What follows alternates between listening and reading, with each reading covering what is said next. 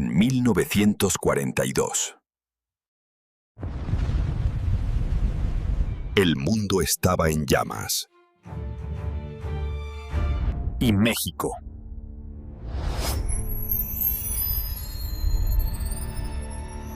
Tenía todo para convertirse en una potencia industrial. Entonces, ¿qué salió mal?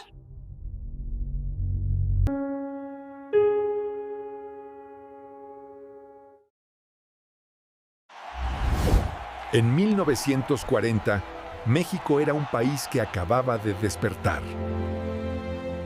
Tenía petróleo nacionalizado desde 1938. Tenía plata, cobre, zinc y tenía algo que ningún otro país del mundo podía ofrecer. Una frontera con el país más poderoso del mundo. Europa estaba en ruinas. Asia, en llamas. Las grandes potencias industriales del mundo. Y Ávila Camacho lo sabía. Su plan era claro: usar la guerra para industrializar México para siempre.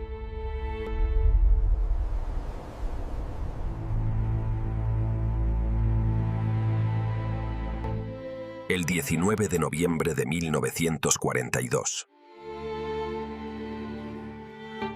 Representantes del gobierno mexicano y del gobierno de Estados Unidos se reunieron en Ciudad de México. El documento tenía 47 páginas. Pero lo que cambió el destino de México. El primero obligaba a México a vender materias primas a Estados Unidos a precios fijos, fijados por Washington.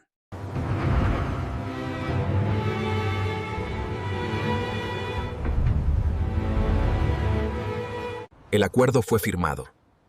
La pregunta que nadie se hace es: ¿por qué lo aceptaron? Mayo de 1942. Submarinos alemanes hundieron 2 barcos petroleros mexicanos. México le declaró la guerra a las potencias del eje. Y de repente, México necesitaba a Estados Unidos. Firmaron porque no tenían opción. O eso fue lo que les dijeron.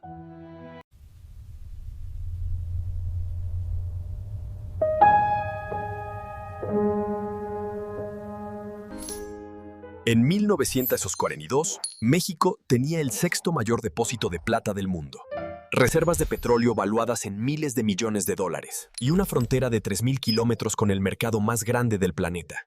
En ese mismo año, Corea del Sur era uno de los países más pobres del mundo. Su PIB per cápita era 40% inferior al de América. Y sin embargo, hoy Samsung vale más que todo el PIB de México.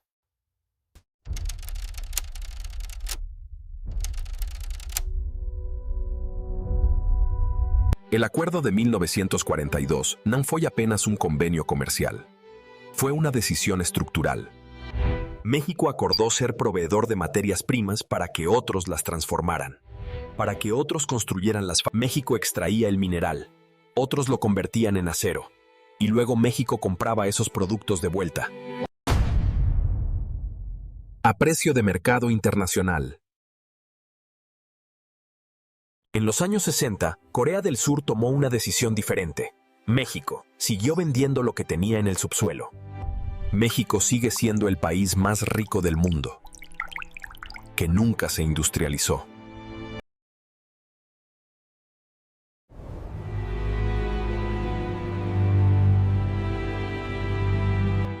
Mientras México firmaba el acuerdo,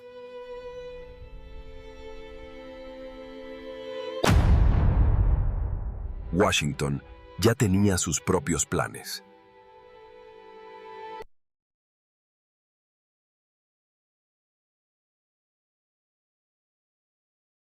Entre 1940 y 1945, la producción industrial americana creció 96%.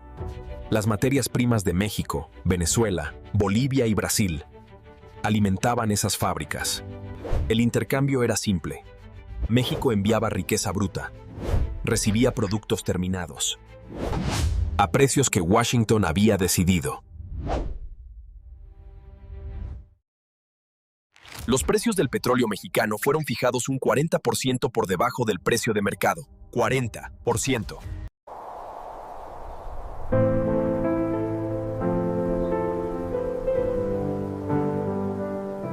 Había un plan.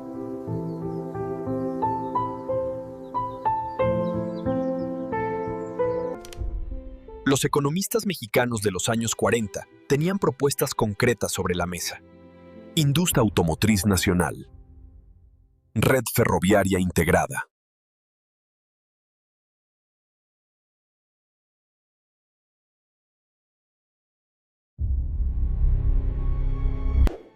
En 1961, Corea del Sur tenía un ingreso per cápita de $94 al año. Menos que la mayoría de los países africanos. Hoy, Samsung por sí sola vale más que todo el Producto Interno Bruto de México. Todo. El PIB. Taiwán partió del mismo punto. Corea partió de más abajo. Los dos tomaron una decisión diferente: proteger su industria, invertir en tecnología propia, construir marcas propias. Corea empezó fabricando pelucas, después ensamblando juguetes baratos, después televisores para empresas americanas. Pero reinvirtió cada peso en mejorar su tecnología. Y hoy, LG compró parte de la empresa que le enseñó a fabricar. México también ensambla autos hoy, para GM, para Toyota, para Volkswagen. Pero la diferencia es que México nunca actualizó esas capacidades. Nunca construyó su propia marca. Nunca dejó de ser el ensamblador.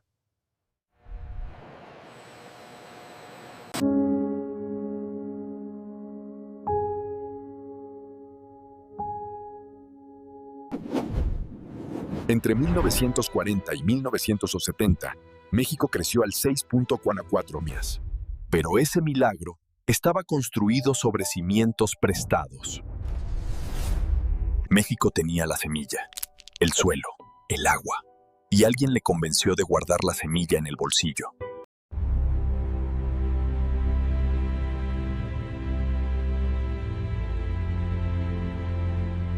«80 años después del acuerdo». México es la economía número 15 del mundo. Pero el 43% de su población vive en situación de pobreza. México ainda extrai petróleo. Ainda extrae plata y cobre. Y los envía al exterior, sin transformar.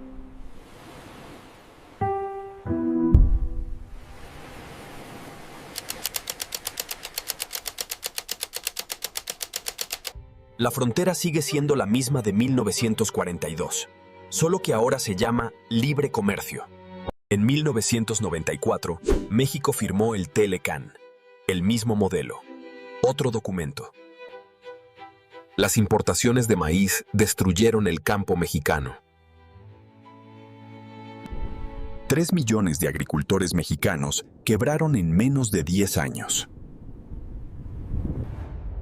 Los números de hoy cuentan la historia mejor que cualquier documento.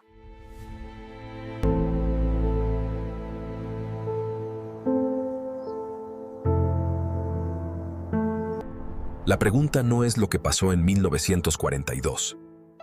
Eso ya no se puede cambiar. La pregunta es, ¿qué decide México hacer hoy?